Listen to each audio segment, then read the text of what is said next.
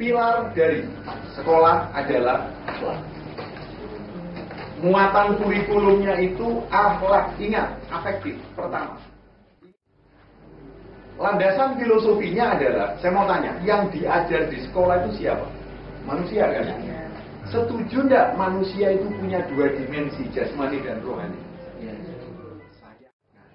Ini yang kedua. Sekolahnya manusia itu sederhana. Waktu akhlak dijadikan prioritas, karakter. Pilar yang kedua adalah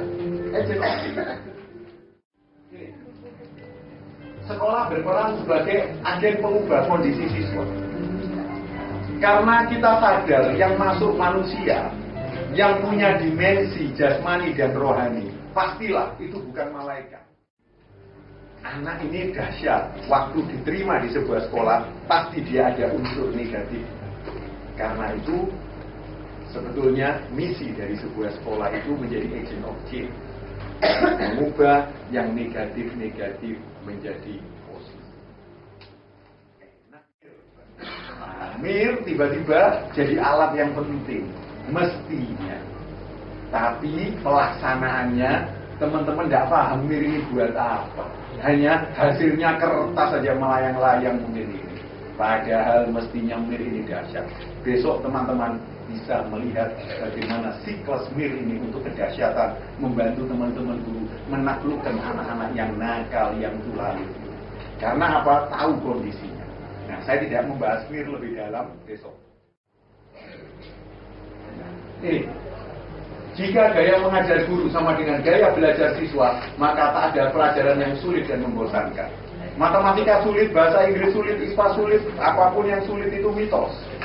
Nah, sulitnya ini, gaya mengajar guru tidak sama dengan gaya belajar siswa. Pelajaran sulit dan membosankan. Ini intinya.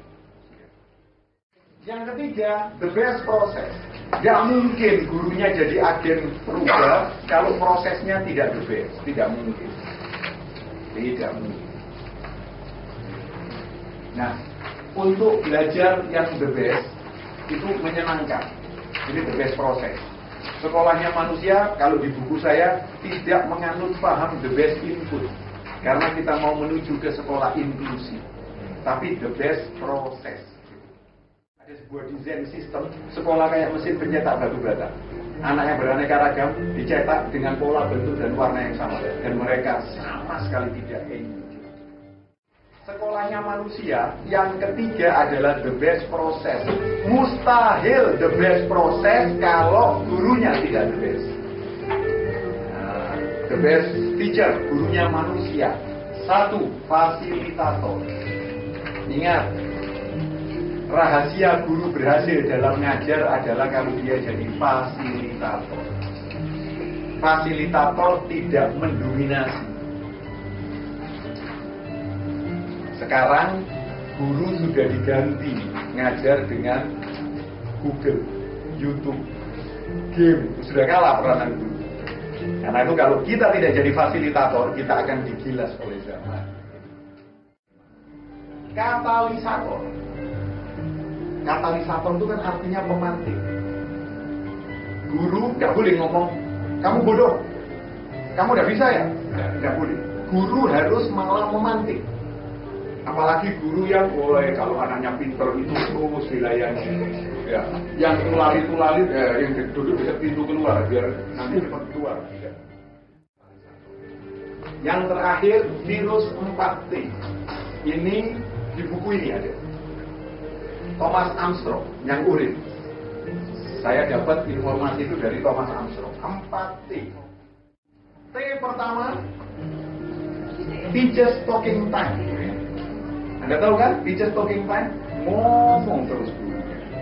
Tidak jadi fasilitator. Katanya Armstrong obatnya student talking time.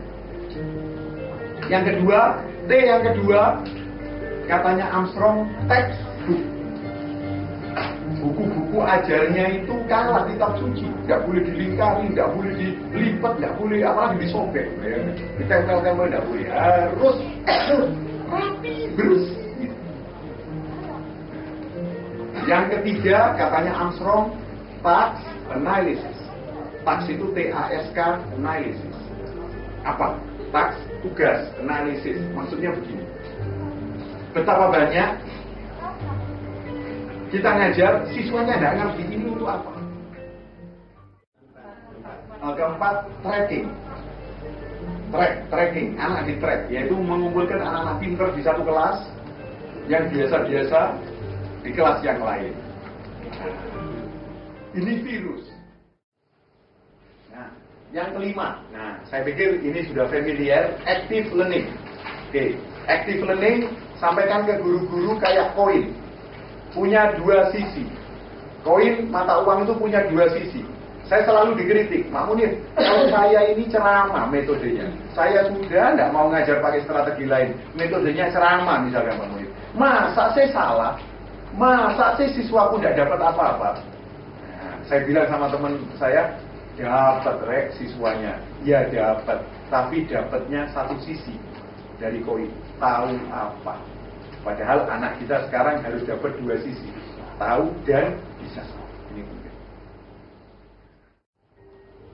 Ini yang jadi kelanjutannya. Kalau active learning biasanya applied learning, teraplikasi. Applied learning. Apa applied learning?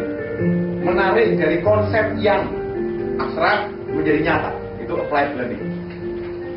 Nanti masuk dalam strategi saya akan jelaskan lebih detail applied learning itu apa. Kalau perlu kita dibuka. Adalah ini, manajemen control. Manajemen control ini yang lighthouse gitu. GA harus menguasai. Ini rahasianya. RPT, lesson plan. 4 siklus lesson plan. Wajib hukumnya, bukan sunnah, bukan wajib guru buat lesson plan. Lesson plan itu dikonsultasi. Tugas Anda ini mengkonsultasi lesson plan. Ayo kita berbagi cara mengkonsultasi lesson plan bagaimana. Diobservasi, kemudian feedback. Antara lesson plan yang bagus setelah konsultasi belum tentu di kelas bagus, bisa-bisa amburadul, butuh feedback. Nah, siklus ini memunculkan kreativitas. Baru yang ke-8 adalah sistem. Inputnya mir, yang tadi saya katakan prosesnya brain, strategi sampai ada 4 cangkang tadi, dan outputnya adalah penilaian